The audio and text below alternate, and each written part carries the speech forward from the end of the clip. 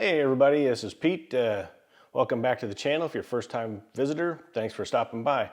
What we're going to be talking about in this video is my 2022 Pan America Special. It has 5,000 miles on it. I just did my own 5,000 mile service. One of the things that super easy to do, and I think everybody should do it. But what we're going to do is just a little walk around of all the things that I've done to my bike to make it where I want it, because I'm planning to take this bike on a trip next year to Alaska with a buddy of mine.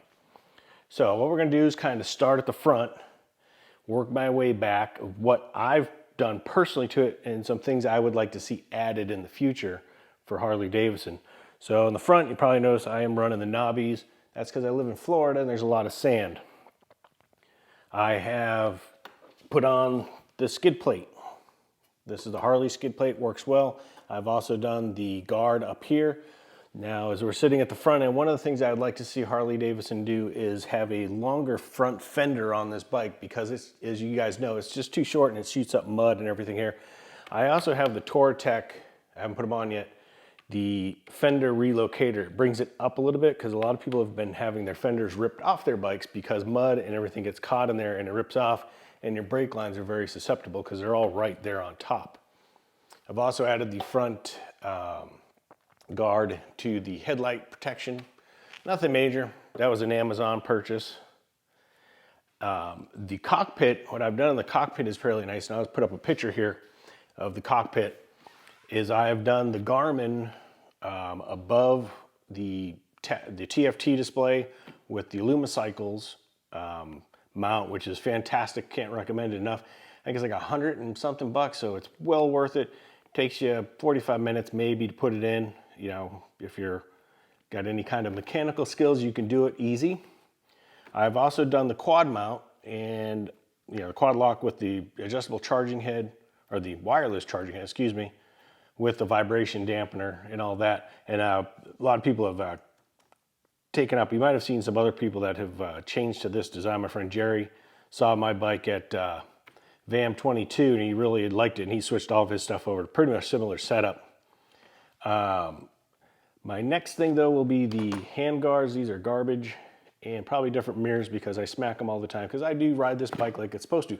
I fall off it a lot, pretty much every time I'm on the dirt, because I'm still learning. Now, of course, I have a tank bag. This is the Harley tank bag, which is a great bag. It's got plenty of volume. The only thing I dislike about it is not waterproof. And for the price, that's a little bit too much for me. Also on the front, I've put a USB charging block that I've run back underneath the seat here that runs with the, it plugs into the Gerbing heated grip stuff, or heated gear things. And I've run those and hardwired it all in, so when the bike clicks on, everything turns on. So my GPS and my charging block are all run off the switch, so they're not run off the battery directly.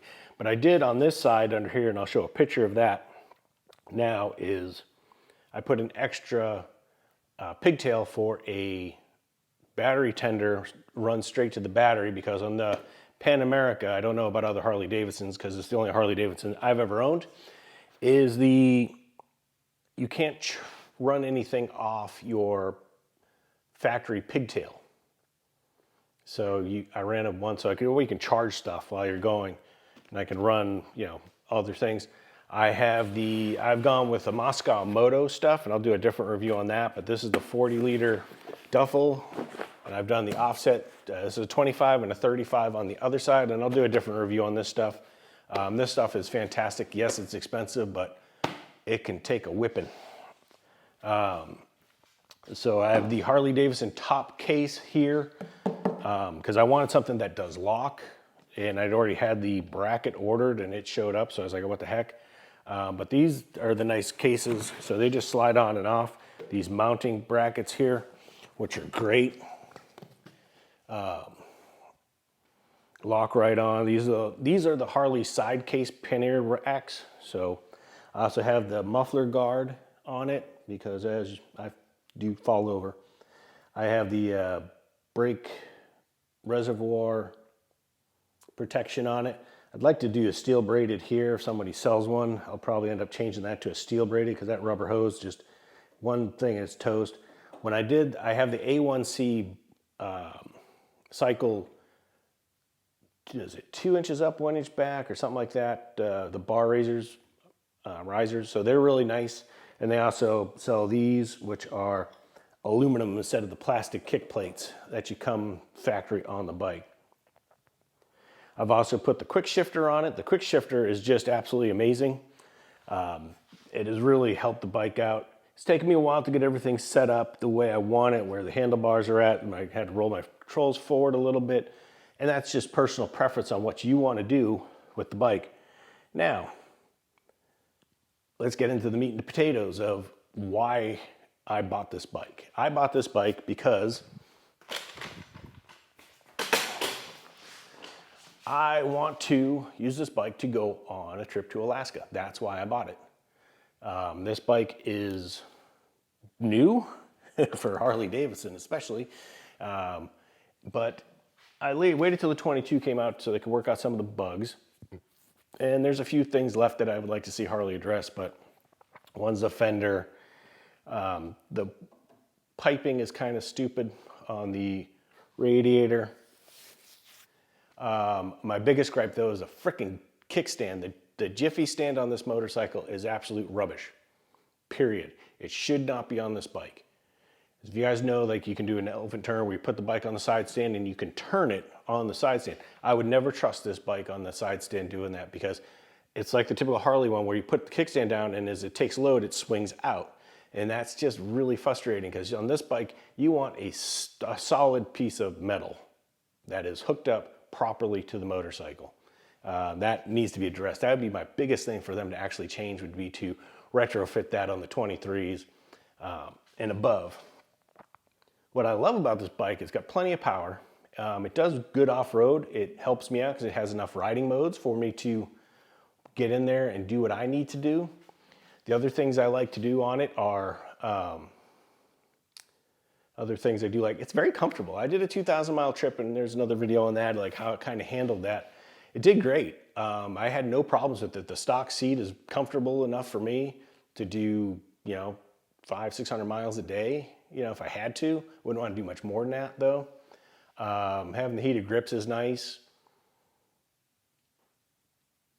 And it's just ride well. I haven't had any problems with mine. So I know that if you go to the forums, people are like, oh, this bike is terrible, blah, blah, blah. I know a lot of people that have this bike and haven't had a single problem with them. There's people 17, 20,000 miles of them, haven't had any problems except minor stuff that you're gonna have. I think my fuel pump is going. I'll preface that though with it. But I think she's gonna get me up to Alaska without a problem. If it doesn't, then we'll break down. The other things we could definitely see Harley doing is when they redo the kickstand, you can't put the side stand up with the center stand down. So I'd like to see them change that if they would. Also up here on your instrument clusters, they could really be lit. They're not lit. And you ride a lot at night or in the dark and in the shadows. It'd be nice if these lit up because sometimes you're fiddling around and my muscle memory is getting there, but when you have two other bikes, you kind of like, when you go between, would be nice to be able to see. The other thing I would like to see, since they have enough room up on top of that, is a dedicated ABS light, because you can only turn the ABS off for the rear wheel to unlink it when it's in off-road plus, which is it's not great, because I'd love to be able to just be in off-road mode, when I go on a dirt road, but I'd like to be able to unlink those brakes. So I'd like to see a dedicated ABS button as well added. After 5,000 miles, the biggest question that always comes up to you though is, would I buy it again? And that's always a tough question. Yeah, because I haven't had any problems with it. I've had a minor issue with the lower radiator hose and that should have been fixed under warranty. I had problems with the dealer I bought the bike from, went to a different dealer. They at least helped me out. I ended up just fixing it myself. If you do buy one of these, make sure you go through it and check all the bolts occasionally, because they didn't Loctite a single thing on it. So if you see a screw backing out, put some Loctite on it, blue, and put it back in. but it's fun. It is a fun motorcycle. It's one of the funnest motorcycles I've owned out of the many I've owned and ridden. It does what I want it to do. It does wheelies very easily. Not that you should ever do that, but when you're on the trail or you're out in the dirt, sometimes you gotta lift that front end up to get up over something and get the back wheel over. So it has plenty of power to do that. The new tires are killer. But yeah, that's really about it. Well, thanks for stopping by. If you have any comments or questions about the Pan America, please leave a comment below. If you like this video, hit the like button. And if you like the content I produce, hit that subscribe button. And until then, we will talk to you guys later.